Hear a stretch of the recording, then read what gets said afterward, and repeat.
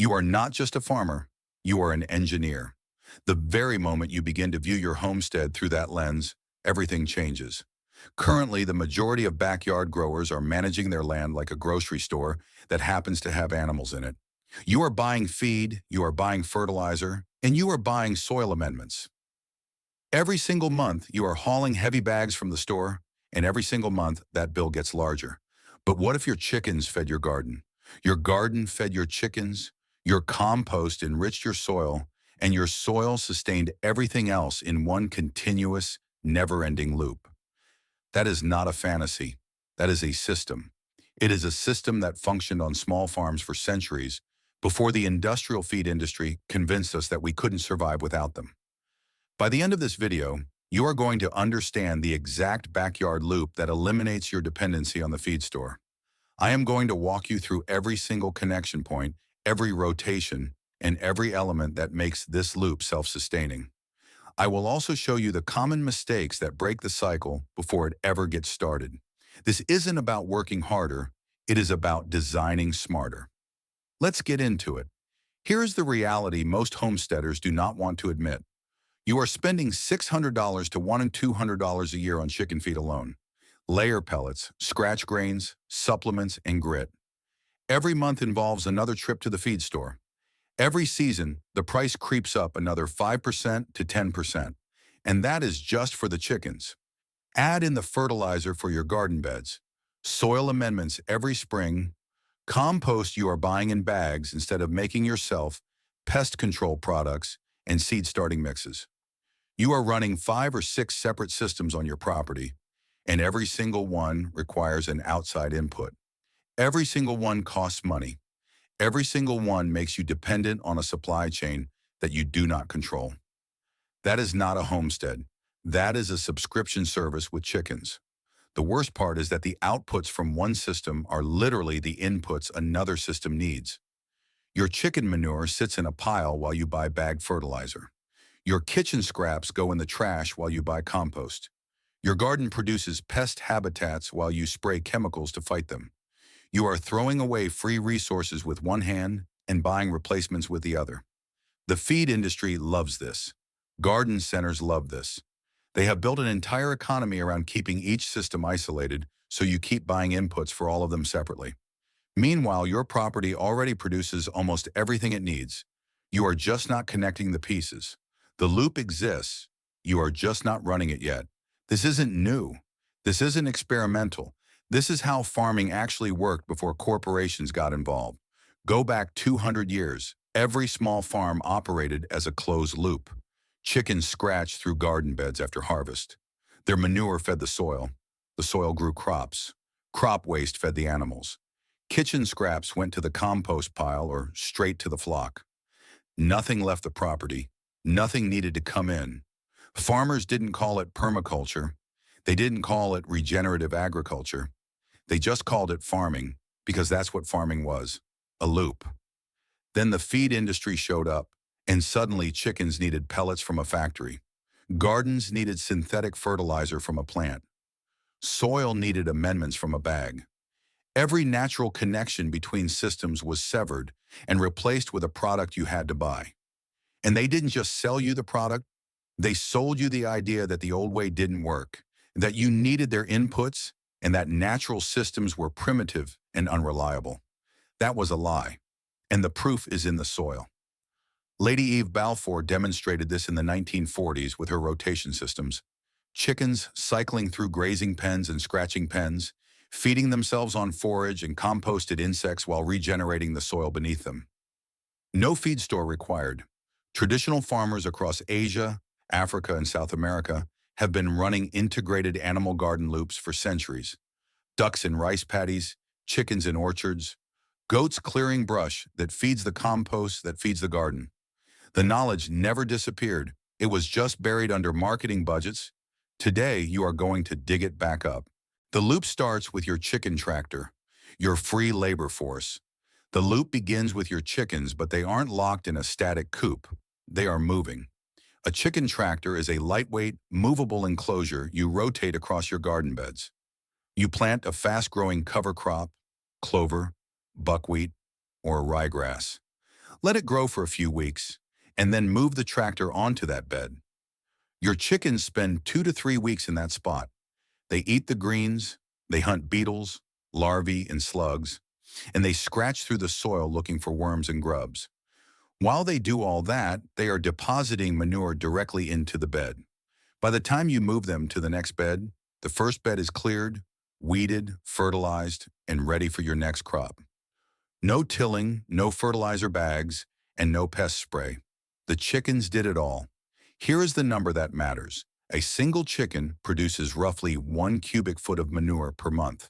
A flock of 8 birds rotating through 4 beds gives you 8 cubic feet of high nitrogen fertilizer every month, placed exactly where your food grows. That is $200 worth of amendments per year you will never buy again. And you didn't add a single task to your day. You just moved a tractor every 2 weeks. Perennial feed crops are the plants that replace your feed bill. This is where the loop starts feeding itself. Instead of buying bags of layer pellets every month, you grow what your chickens need, and you plant it once. Comfrey along your property borders, moringa in your sunniest spots, tree collards near the coop for daily harvesting, and Jerusalem artichoke in open ground where spreading is welcome. Each one fills a different gap. Moringa delivers 25% to 30% protein on a dry matter basis, which is higher than most commercial feeds. Comfrey pulls minerals from deep underground that surface plants cannot reach. Jerusalem artichoke stores carbohydrate-rich tubers underground all winter. Tree collards produce fresh greens 365 days a year in most climates. Together, they mirror the nutritional profile of commercial feed: protein, minerals, carbohydrates, and fiber. Except you are growing it yourself for free after the first season. One moringa tree can produce several pounds of leaves per harvest every 2 to 3 weeks.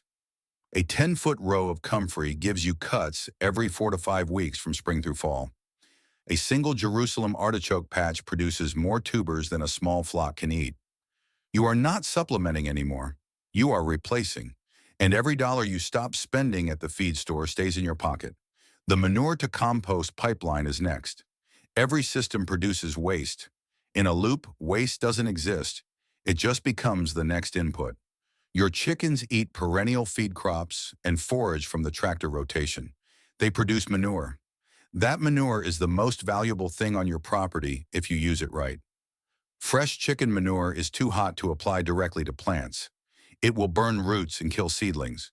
But run it through a composting system, or better yet, a worm farm, and it transforms into black gold. Worm castings from chicken manure are one of the most nutrient-dense soil amendments you can create, and the startup cost is under $50. A bin, some red wigglers, and your chicken's daily output are all you need. Within 60 to 90 days, you are producing finished castings that go straight into your garden beds. The same beds your chicken tractor already prepared, and the same beds growing the food that feeds your family. One worm bin processing manure from 8 hens produces roughly 30 to 40 pounds of castings per month. That is enough to top dress every raised bed on a quarter-acre property and still have extra to sell at $1 to $2 per pound at the farmer's market. Your chickens feed the worms feed the soil feeds the garden, and the garden feeds the loop right back. Garden waste goes back to the flock. This is the connection most people miss entirely. Your garden produces more chicken feed than you realize.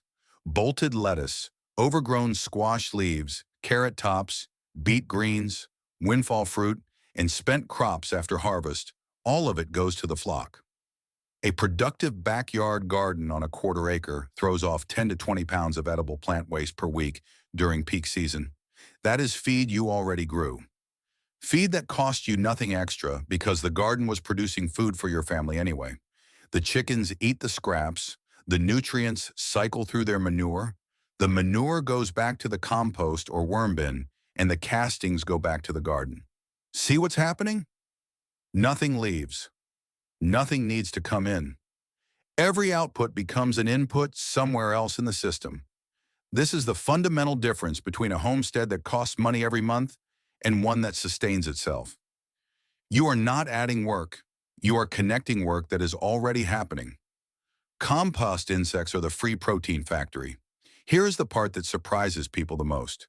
Your compost pile isn't just making soil, it's breeding protein. Black soldier fly larvae thrive in compost systems. They are attracted to decomposing organic matter, the same kitchen scraps and garden waste you are already composting. A healthy colony produces pounds of larvae per week in warm months. That is enough supplemental protein for a flock of 12 to 15 birds without buying a single bag of mealworms or protein supplement. And the spent substrate after the larvae are done is pre-composted material that goes straight into your garden or worm bin. Waste feeds larvae, larvae feed chickens, chickens feed the compost, and the compost breeds more larvae. It's a loop inside the loop, and it costs almost nothing to run. Bees are the invisible multiplier.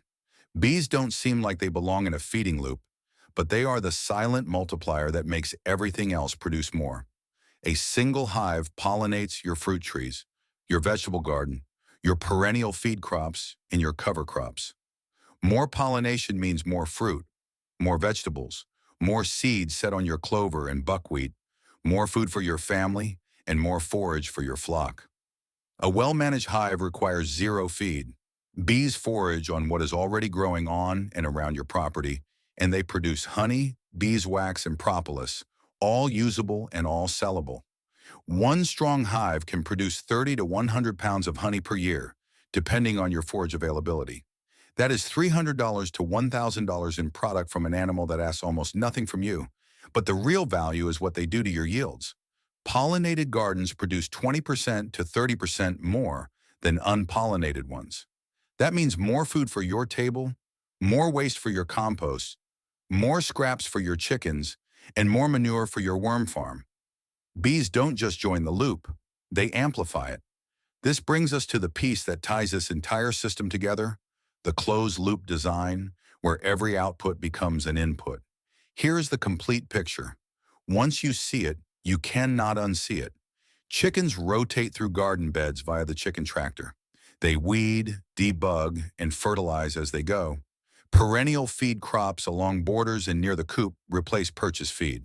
Chicken manure goes to the worm farm. Worm castings go to the garden beds. Garden waste and kitchen scraps go back to the flock and the compost. Compost breeds black soldier fly larvae for free protein. Bees pollinate everything, increasing yields across the entire property. Every system feeds the next. Every waste product becomes an input. Your costs go down while your production goes up. A starter loop of just chickens, plus a tractor rotation, plus one perennial feed crop can cut your annual feed bill by 30% in the first year. Add the worm farm and compost insect system, and you are looking at a 60% to 80% reduction. Run the full loop with all 7 connections, and you approach something most homesteaders only dream about. A property that feeds itself without a single trip to the feed store. You don't build this overnight. You start with one connection, get it running, then add the next, one gear at a time. Each new connection makes the whole system stronger and more self-sustaining. That's not just farming, that's engineering, and your backyard is the machine. I'll be honest with you, I didn't believe this would actually work at first. 3 years ago, my feed bill was running about $85 a month for 12 hens. That's over $1,000 a year just to keep chickens that were supposed to be saving me money on eggs. I was buying bagged compost for the garden twice a year, fertilizer every spring, mealworms as treats, and pest spray for the squash bugs. I added it all up one night and realized I was spending almost $1,800 a year on inputs for a property that was supposed to be self-sufficient. That number made me sick. So I started small. I built a basic chicken tractor out of PVC and hardware cloth. It cost me about $40. I planted clover in 2 garden beds and started rotating the birds through on a 2-week schedule. In the first month, I noticed the beds the chickens worked through had almost 0 weeds. I didn't buy fertilizer that spring. In the second month, I started a worm bin with the coop cleanings. Within 90 days, I had more castings than I could use. By the 4th month, I planted comfrey along my back fence and moringa in containers on the south side. The chickens went after those leaves like it was candy. I started cutting my pellet rations in half and supplementing with what I was growing. By the end of that first year, my feed bill dropped from $85 a month to about $30. My fertilizer cost went to 0. I hadn't bought compost in 8 months. That's when it clicked. I wasn't running separate systems anymore. I was running one loop, and the loop was feeding itself. If this loop makes sense to you, and you are wondering how to actually lay it out on your property, I already built the full blueprint. It covers 4 zones, the chicken tractor rotation, 3 perennial feed crops that replace your feed bill, and a 30-day plan to get it all connected. The link is in the description. You don't need to figure this out from scratch. The design is already done. Now let me save you some pain. These are the mistakes that break the loop before it ever gets momentum. Mistake 1, starting everything at once. You get excited, you build the tractor, plant the moringa, start the worm bin, and order bees all in the same week. Then nothing gets proper attention. Systems fail before they establish. Start with one connection, the tractor rotation, and let it stabilize for 60 days before adding the next piece. Mistake 2, not rotating the tractor fast enough. If your chickens sit on the same bed for more than 3 weeks, they will strip it bare. The plants cannot recover, the soil compacts, the loop breaks at the first link. 2 weeks per bed is the sweet spot. Set a reminder on your phone if you have to. Mistake 3, putting fresh manure straight on garden beds. Chicken manure is hot, high nitrogen waste that burns roots and kills young plants. It needs 60 to 90 days of composting or a pass through the worm bin first. Skip this step, and you will damage the very garden beds your loop depends on. Mistake 4, planting perennial feed crops too far from your daily routine. If your comfrey patch is in the back corner of the property and your moringa is on the opposite side, you won't harvest consistently. Place perennial feed crops where you already walk every day, near the coop, along the path to the garden, or beside the compost area. Convenience is what keeps the loop running long-term. Mistake 5, expecting 100% feed replacement in year 1. The loop reduces dependence gradually. In the first year, aim for 30%. In the second year, push towards 60%. Full replacement takes mature perennials, established compost systems, and seasonal rhythm. Give it time. The savings compound every single season. Picture your property 2 years from now. Your chicken tractor moves through garden beds on a schedule you barely think about. Perennial feed crops produce pounds of free nutrition every few weeks without replanting. Your worm farm turns coop waste into the best soil amendment money cannot buy. Compost insects breed protein your flock devours. Bees quietly amplify every harvest across the entire property. You haven't been to the feed store in months. Your garden has never been more productive. Your chickens are healthier than they have ever been. Bright eyes, strong shells, and deep orange yolks because they are eating fresh, diverse, natural food instead of monotonous pellets from a factory. Your annual input cost went from $1,500 or more down to a couple $100. That is money back in your pocket every single month. Not someday, not in theory, but right now. And the best part? The loop gets stronger every year. Perennials mature and produce more. Soil biology deepens. Compost systems accelerate. Each season, your property becomes more self-sustaining with less effort from you. That is not just a homestead. That is freedom.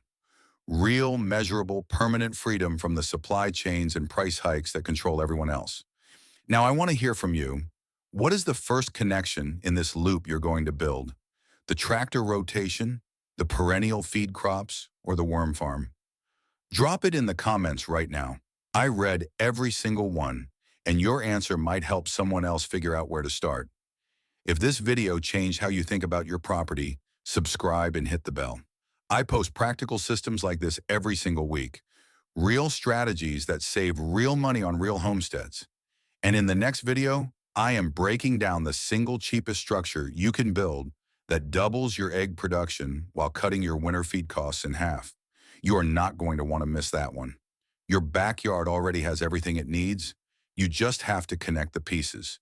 Start one loop this weekend. The feed store can wait. If this story changed how you view the cycles of nature on your land, please subscribe and like the channel. We are excavating the historical wisdom that they tried to bury. Let's geotrong the future together. The next treasure of self-sufficiency will be revealed very soon.